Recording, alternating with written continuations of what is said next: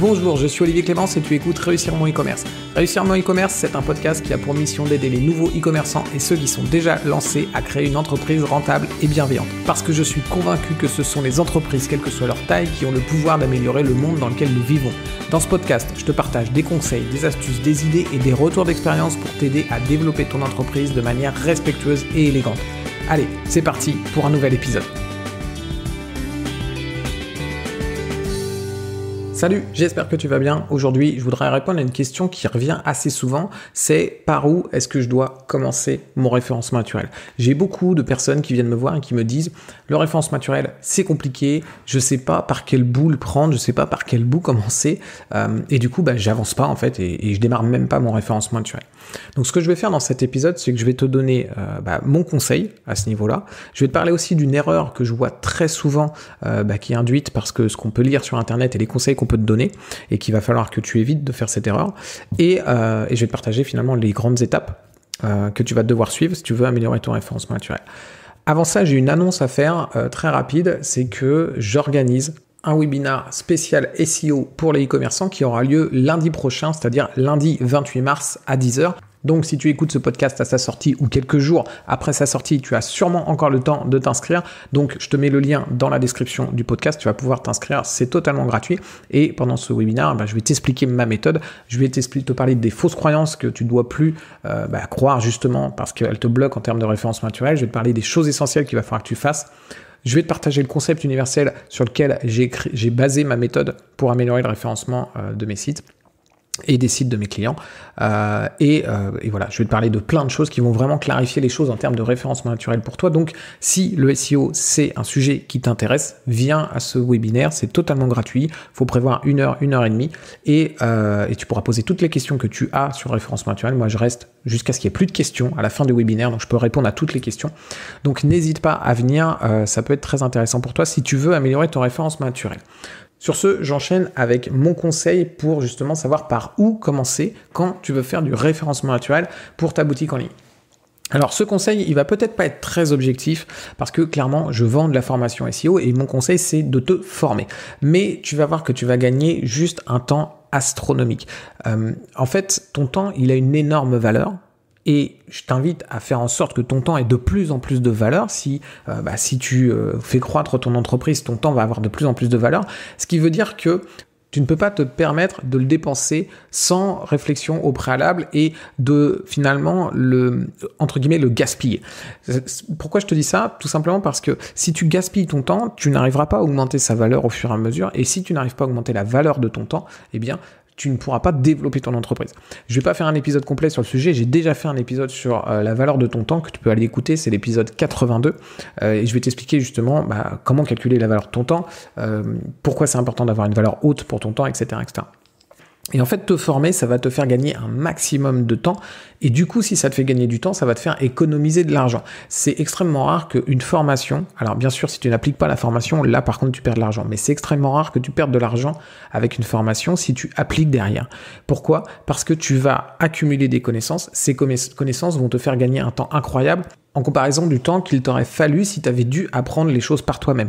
Et c'est encore plus valable en termes de référencement naturel parce que en référencement naturel, il y a vraiment de tout et n'importe quoi en termes de conseils. Tout le monde se proclame expert en référencement naturel et tu vas avoir des conseils qui ont été valables et qui ne sont plus valables, des conseils qui n'ont jamais été valables, des personnes qui te donnent des conseils qui ne savent même pas de quoi elles parlent, etc. Et puis parmi ce lot-là, heureusement, tu vas avoir des bons conseils. Mais le problème, c'est qu'il va te falloir un temps incroyable pour savoir finalement quels sont les bons conseils, quels sont les mauvais conseils. Et en plus, en référencement naturel, obtenir des résultats prend du temps. Donc ça prend beaucoup de temps pour être capable de déterminer ce qui fonctionne et ce qui ne fonctionne pas. Et du coup, te former va te faire gagner juste un temps astronomique pour justement améliorer ton référencement naturel. Donc à mon sens, ce serait la première étape. J'en reviens à mon webinaire dont je te parlais, l'annonce que j'ai fait juste avant. Si tu cherches une toute première étape, une première étape qui te coûte rien, le webinaire que j'organise lundi prochain, c'est sans doute la première étape pour toi. Ça va te clarifier ta vision du référencement naturel et ça va te faire gagner beaucoup de temps. Et après, bien sûr, tu peux te former via mes formations, via les formations de quelqu'un d'autre, peu importe, mais l'idée c'est de te former pour gagner beaucoup de temps, et c'est pas valable que en référencement naturel, même si je pense qu'en référencement naturel c'est d'autant plus valable, mais c'est pas qu'en référencement naturel qu'il faut te former. En fait, à partir du moment où tu fais quelque chose de nouveau que tu ne maîtrises pas, je t'invite à te former pour gagner énormément de temps. Moi, pendant très longtemps, j'étais très fier d'être autodidacte, d'apprendre les choses par moi-même, etc. Et j'étais vraiment très fier de ça. Jusqu'au jour où je me suis rendu compte que je perdais un temps incroyable, que je perdais une somme d'argent colossale à apprendre les choses par moi-même, alors qu'il y avait d'autres personnes qui avaient déjà fait tout le parcours pour moi et qui étaient capables de me le livrer en quelques heures. Quel dommage de passer des semaines, voire des mois à apprendre quelque chose, alors que quelqu'un peut te l'enseigner en quelques heures et que ça va me coûter 100, 200, 300, peut-être 1000, peut-être 2000 euros, peut-être 3000 euros, mais c'est pas grave. Combien vaut une semaine, voire un mois, voire 3 mois de ton temps et quand on parle de référencement naturel, 3 mois suffira pas si tu apprends par toi-même. Donc combien vaut 6 mois, 12 mois d'apprentissage par toi-même en autonomie, sans formation, sans personne pour te guider? Combien ça vaut en valeur en fait? Et je t'invite à te poser cette question et tu comprendras sans doute que te former au référencement naturel, c'est une nécessité et c'est sans doute la première étape si tu veux avancer sur ton référencement naturel. Maintenant, je veux te partager une erreur que je vois très souvent. On met de côté le fait de se former au référencement naturel qui, pour moi, c'est vraiment la première étape. Mais imaginons que tu sois formé ou pas formé et que tu décides, ok, je veux passer à l'action, je veux agir maintenant sur le référencement de mon site. Très souvent, un conseil que tu vas avoir très facilement sur Internet, c'est qu'il faut remplir les balises title ou les balises alt, les attributs alt de tes images, ou voilà, il faut remplir un autre truc, machin, etc. Et du coup, on te dit, ok, ça sert à rien de toute façon, essaye pas de faire du référencement naturel si t'as pas optimisé toutes les pages de ton site, si t'as pas optimisé toutes les balises title, si t'as pas rempli toutes tes balises alt. Peut-être que tu as vu ce conseil-là sur Internet, peut-être que tu as fait un audit SEO avec un outil qui t'a sorti que tu avais 5000 images qui n'avaient pas de balise alt et qu'il faut que tu les remplisses parce que c'est pas bien, etc. Et il y a un gros problème avec ce conseil. Il y a un gros problème. Parce que le conseil, il n'est pas mauvais. Hein. Oui, tes balises alt, c'est bien qu'elles soient remplies. Oui, tes balises title, il faut qu'elles soient optimisées. Le problème, c'est comment il est formulé et souvent ce qu'on comprend derrière ça. C'est que si tu n'as pas optimisé toutes tes balises alt, si tu n'as pas optimisé toutes tes balises title, tu ne seras jamais référencé. C'est complètement faux. En fait, l'objectif du référencement naturel, c'est d'obtenir des visites. C'est absolument pas d'avoir un site qui est totalement parfait.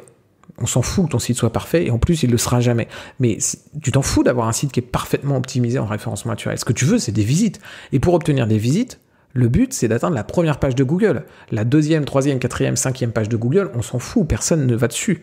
Donc, ton objectif, c'est d'atteindre la première page de Google. Et du coup, si tu améliores toutes les balises title de tes pages, imagine, tu as 3000 fiches produits. Et tu décides, je vais optimiser toutes les balises title de toutes mes fiches produits. 3000 fiches produits, ça va te prendre pas mal de temps. Okay, ça va être plutôt long, voire très long. Et qu'est-ce qui va se passer? C'est que tu vas améliorer, en gros, de 1% chacune de tes fiches produits. Mais sauf que le 1%, ça va donner quoi sur ta fiche produit? Peut-être qu'elle était en position 100 dans Google, elle va passer en position 98. Super, mais personne va aller voir ta fiche produit pour autant. Donc en fait, l'idée, c'est pas d'améliorer de 1% toutes tes fiches produits ou toutes tes pages ou quoi que ce soit.